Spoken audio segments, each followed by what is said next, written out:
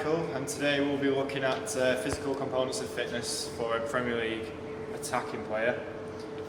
So just a quick introduction. So as well as the technical, tactical and mental side of the game, there are many components of physical fitness that are required in an attacking player. For example, speed, power, agility, acceleration, cardiovascular endurance, muscular endurance and flexibility, just to name but a few.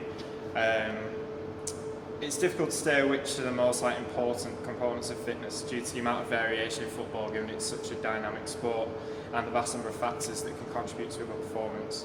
For example, someone might be really good at jumping and heading and can win a game, whereas someone might have completely opposite attributes and can still win a game of football just because it's so varied. So overall, Horgan et al. 2014 recommends that athletes' training should individualise their needs by targeting their weaknesses without compromising their strengths, and that should still apply to athletes in teams. And he also says that training should consider the physical demands of the game, so what is actually required physically of the player, how much do they need to run, what sort of movements do they need to make over what period of time, for example, the role within the team. So components of fitness would differ from a goalkeeper to a striker, obviously, in football, because you have to perform different things to a different level. And the capacity profile of the player, which is basically the attributes of the player. If someone's already very fast, you might not need to give them speed training per se, but you might want to make them stronger because they're a weak player or something like that. So you should take into account the attributes of the player. So also to be considered are the practical demands of the training in terms of time, in terms of fitting them in to like a training schedule, because obviously so also to be considered are the time demands that the training can take up.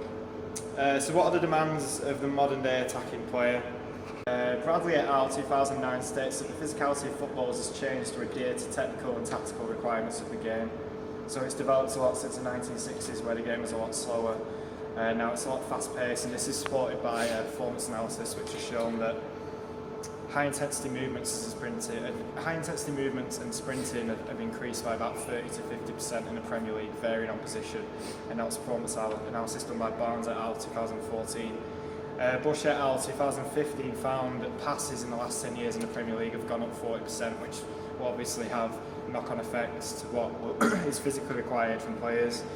And increases in certain injuries have also occurred in the last 10 years, and that's Ekstrand et al. 2013, which again has implications for strength and conditioning coaches, meaning that certain injury prevention techniques may be required further sort of prominence within training for athletes, just because of all the injuries that are occurring.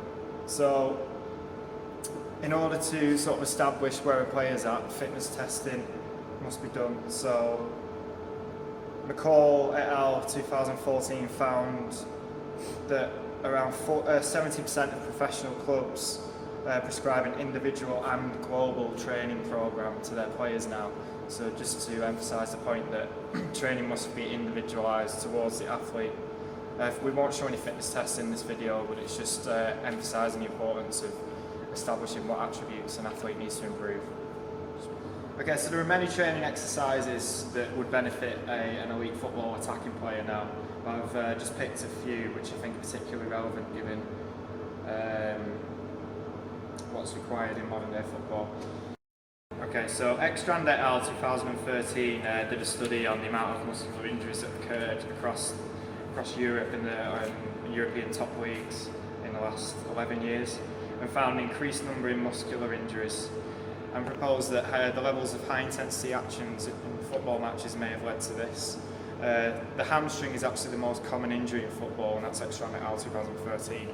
And Leventer et al. 2016, who did a similar study on injury occurrence, claims that hamstring injuries have actually increased 4% each year from 2001 to 2014 across Europe. And this kind of illustrates why hamstring strengthening may be necessary to be included in footballers' training now.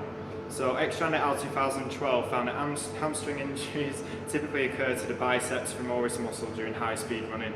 So Thielen et al. 2005 stated that the injuries occur most often to the hamstring during its net moment, which takes place while the muscle is working extrinsically.